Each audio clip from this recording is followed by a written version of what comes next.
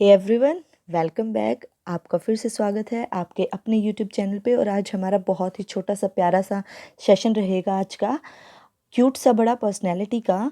आप सब जानते हैं पर्सनैलिटी वर्ड जो है बहुत ही नॉर्मली कॉमनली हम यूज़ करते हैं, जो हमें दिखता है, यानी कि जो अपीयरेंस के साथ जुड़ा हुआ है। ठीक है, जो हमें अपीयर होता है हमें लगता है वो पर्सनैलिटी है।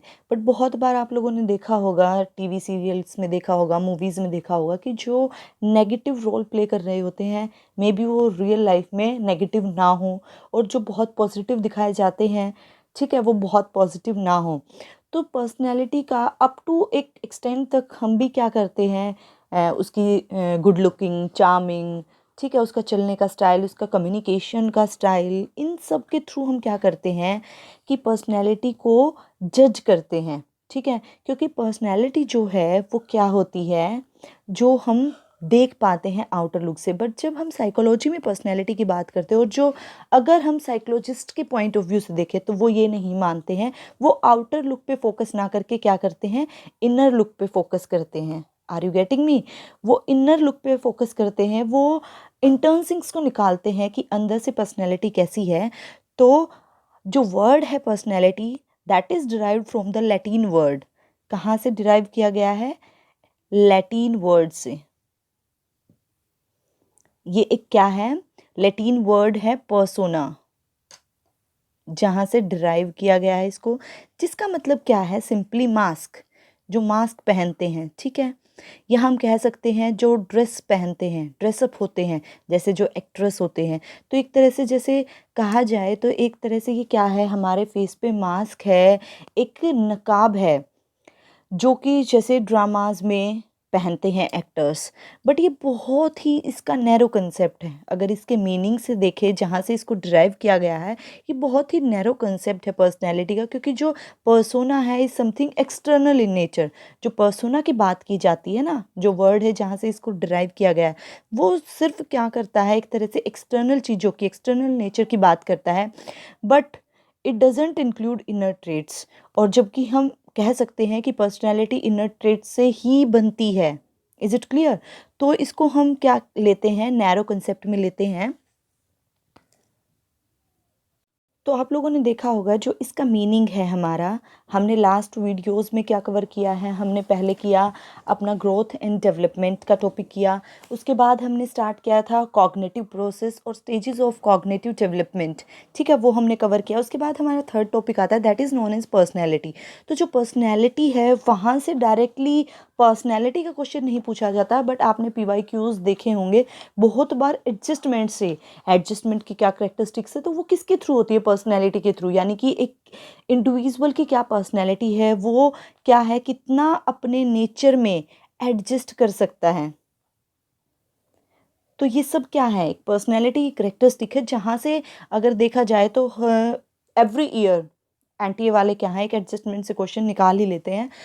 तो जो इसकी करेक्टरिस्टिक्स है वो बहुत इंपॉर्टेंट है। Let's start the characteristics of the personality. The first and most important characteristic that is dynamic. जो पर्सनैलिटी है वो डायनामिक होती है नेचर में। यानी कि जो पर्सनैलिटी का नेचर होता है वो कैसा होता है? डायनामिक होता है। और ऐसा क्यों कहा जाता है? अब सपोज कीजिए आपको लगेगा कि हमारी जो पर्सनैलिटी है वो चेंज नहीं होती। होती है भाई, टाइम और सिचुएशन के अकॉर्डिंग हर एक की पर्सनैलिटी चेंज होती है। अब आप किसी बच्चे को देखेंगे जो कि अगर लिविंग स्टैंडर्ड से भी देखें, तो अगर देखें हिल्स पे जो रहने वाले लोग हैं उनका लिविंग स्टैंडर्ड अलग है, उनकी पर्सनैलिटी अलग होगी। ठीक है, और जो नॉर्मल एरियाज़ में नॉर्थ साइड में रहते हैं उनकी जो पर्सनैलिटीज़ हैं वो अलग होंगी। तो जो पर्सनैलिटी का नेचर है वो डायनामिक होता है, सेम नहीं रहता, बिल्कुल भी स्टैटिक नहीं होता है। ठीक है, पर्सनैलिटी स्टैटिक नहीं होती, वो डायनामिक होती है। आप अपने आप को ही लीजिए, पहले आप जब चाइल्डहुड में थे तो आपकी पर्सनैलिटी दूसरी थी, मे बी आप बहुत नॉटी थे। जब आप एडल्ट हो गए हैं तो आपकी अंडरस्टैंडिंग डेवलप हो गई, आपने आपकी पर्सनैलिटी को चेंज कर लिया है। मे बी कोई बहुत पहले शरारती बच्चा था, वो बड़ा होकर एक टीचर बन गया है और बहुत ही सिंसियर टीचर बन गया। तो पर्सनैलिटी चेंज होती है सिचुएशन के साथ, टाइम के साथ। तो ये स्टैटिक बिल्कुल नहीं होती, डायनामिक होती है नेचर में, क्योंकि ये प्रोसेस ही ऐसा होता है जहाँ चेंज और मॉडिफिकेशन चलते रहते हैं अकॉर्डिंग टू द एनवायरनमेंट। ठीक है, कोई भी एक एनवायरनमेंट के साथ स्ट्रगल करते हैं या लाइफ में जो हैं अपनी लाइफ में चेंज लेकर आते हैं, तो वो सब क्या होते हैं, डायनामिक होते हैं। और इसीलिए इसको कहा जाता है कि ये डायनामिक और फ्लेक्सिबल होती है। Next characteristic is organised. जो पर्सनैलिटी होती है वो ऑर्गेनाइज्ड होती है और इंटीग्रेटेड होती है। इंटीग्रेटेड होती है क्योंकि जो पर्सनैलिटी होती है वो एक प्रोसेस है और इसकी कैरेक्टरिस्टिक बहुत ही यूनिक होती है और इंटीग्रेट होती है क्योंकि जो फंक्शंस होते हैं वो यूनाइटेड होते हैं as a whole. As a whole जो होते हैं फंक्शंस यूनाइट होते हैं और उसी के थ्रू हम कह सकते हैं कि ये बंदा मतलब कि इसकी पर्सनैलिटी ऐसी है। ठीक है, हम पर्सनैलिटी को जज कर पाते हैं। पर्सनैलिटी इंटीग्रेटेड ऑर्गेनाइजेशन होती है सभी करेक्टरिस्टिक्स की जो भी इंडिविजुअल में होते हैं। इट्स सेल्फ अपने पे फोकस करने वाले या दूसरों के, जैसे फिजिकली कैसा है, मेंटली कैसा है, इमोशनली कैसा है, सोशली कैसा है, या अदर फंक्शंस और एक्टिविटीज़ होती हैं पर्सनैलिटी की, वो अफेक्ट करती हैं टोटल पैटर्न को, टोटल पर्सनैलिटी के पैटर्न को। जैसे चाइल्डहुड में एक बच्चा होता है, वो क्रिएचर होता है के थ्रू क्या करता है, अपने आप से बातें करता है, सीखता है, ग्रो करता है और बहुत सारी अचीवमेंट्स पाता है। ठीक है, तो धीरे धीरे उसका बिहेवियर यूनिक होना शुरू हो जाता है और उसकी एक एज अ होल वो पर्सनैलिटी बन जाती है। ठीक है, उसकी अचीवमेंट्स के through. Next one, psychophysical system होता है। पर्सनैलिटी एक डायनेमिक ऑर्गेनाइजेशन होती है, हम ऑलरेडी पढ़ चुके हैं। तो इसी के साथ जो इंडिविजुअल होता है बहुत सारे साइकोलॉजिकल सिस्टम से जुड़ा हुआ होता है। साइकोफिजिकल सिस्टम क्या होते हैं, जैसे हैबिट। ठीक है, इसमें क्या क्या आता है, ध्यान से देखिएगा। हैबिट्स आती हैं हमारे, जो एटीट्यूड होता है किसी भी पर्सन का, इंडिविजुअल का, इमोशंस होते हैं, सेंटिमेंट्स होते हैं, मोटिव्स होते हैं कि क्या मोटिव है एक इंडिविजुअल का उसकी लाइफ में, क्या बिलीव्स हैं। ठीक है, तो ये जितनी भी चीज़ें होती हैं साइकोलॉजिकल होती हैं, बट जो फिजिकल बेसिस होता है इंडिविजुअल का वो क्या होता है, जैसे कि जनरल जो बॉडीली स्टेट होता है। तो एल्पर्ट ने भी कहा है कि जो टर्म है पर्सनैलिटी वो क्या है, ना तो एक्सक्लूसिवली मेंटल है और ना ही एक्सक्लूसिवली फिजिकल है, तो वो दोनों का मिला जुला है। तो ये क्या है, साइकोफिजिकल है। पर्सनैलिटी कैसी होती है, यूनिक होती है, समथिंग यूनिक होती है, क्योंकि आपने देखा होगा कितनी भी सिमिलैरिटीज़ क्यों ना हो किसी में भी, बट कुछ ना कुछ यूनिक होता है जो उसे दूसरे इंडिविजुअल से यूनिक बनाता है, अलग बनाता है। No two individuals behave in बिल्कुल सेम मैनर में। ठीक है, बिल्कुल सेम मैनर में उसी टाइम में क्या होता है, दो इंडिविजुअल बिहेव नहीं करते हैं और ना ही दो पर्सन्स जो है आइडेंटिकल ट्विंस हो सकते हैं। ठीक है, जो ट्विन्स हैं वो भी इवन अलग होते हैं। इंडिविजुअल डिफरेंस जो कि हम स्टार्टिंग से साइकोलॉजी में पढ़ते हुए आ रहे हैं। ठीक है, जैसे कि एक्सपीरियंस के बेसिस पे, ड्राइव्स के, इंटरेस्ट, कुछ ना कुछ हर एक अलग होता है। इसीलिए कहा जाता है कि ये साइको फिजिकल सिस्टम है जो कि बिल्ड करता है हमारे रिजल्ट ऑफ लर्निंग को, और उसी के थ्रू क्या होती है, हमारी कुछ ना कुछ इंटरेस्ट होता है या फिर हमारी सीखने का हमारा तरीका होता है, मैनर्स होते हैं, बिहेवियर होता है, कुछ ना कुछ हमारा यूनिक होता है then the other people. Sociability, personality क्या है, सोशल है। किस तरह से, क्योंकि सोसाइटी जो है वो प्ले करती है एक इम्पॉर्टेंट रोल शेप करने में एक पर्सनैलिटी के को, एक इंडिविजुअल के। जो भी हमारी कॉन्शियसनेस होती है वो अराइज होती है इंटरेक्ट करने से। आर यू गेटिंग मी?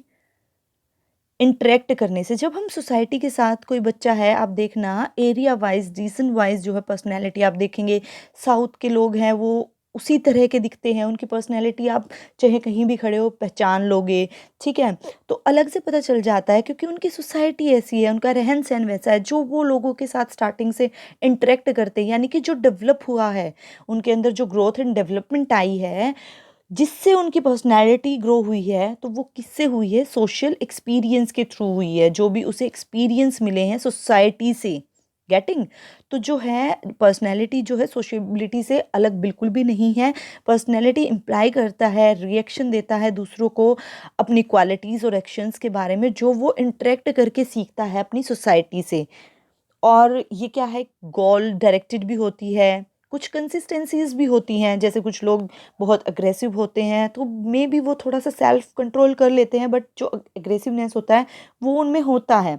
तो कहीं ना कुछ कंसिस्टेंस भी होता है, बट ये यूनिक भी होती है, गोल डायरेक्टेड भी होती है, और सोशेबिलिटी भी होती है। ये इनकी सबकी क्या है, पर्सनैलिटी की करेक्टरिस्टिक्स हैं। एडजस्टमेंट, जो कि सबसे मेन, यहाँ से हर बार एक क्वेश्चन जरूर पूछा जाता है। तो जो पर्सनैलिटी की करेक्टरिस्टिक्स हैं वहाँ से अगर आप फोकस करके चलेंगे तो उसके बाद जो थ्योरीज हैं उनको करने में बहुत इजी होगा हमारे लिए, क्योंकि जो पर्सनैलिटी है स्पेशली मेंशन किया गया है डेफिनेशन। जब डेफिनेशन मेंशन कर दी जाती है इट मीन्स उसका मीनिंग और करेक्टरिस्टिक समझना बहुत इंपॉर्टेंट हो जाता है। तो हम सिलेबस के अकॉर्डिंग चलेंगे, ना उससे ज़्यादा करेंगे ना उससे कम करेंगे। तो पर्सनैलिटी के बाद, हम पर्सनैलिटी करेक्टरिस्टिक्स को जानने के बाद हमारे लिए ईजी होगा कि फ्रूइड ने क्या कहा है, पर्सनैलिटी की कौन सी करेक्टरिस्टिक्स को एक्सेप्ट किया है। कार्ल रोजर है, उन्होंने कौन सी को एक्सेप्ट किया है, कर्ट कोफका है, उन्होंने कौन सी करेक्टरिस्टिक को एक्सेप्ट किया है, कौन सी को रिजेक्ट किया है। तो बहुत इजीली हम क्लासीफाई कर पाएंगे चीज़ों को। दैट्स वाई आज मैंने ये छोटा सा सेशन लिया है सिर्फ पर्सनैलिटी और पर्सनैलिटी की करेक्टरिस्टिक्स को समझने के लिए।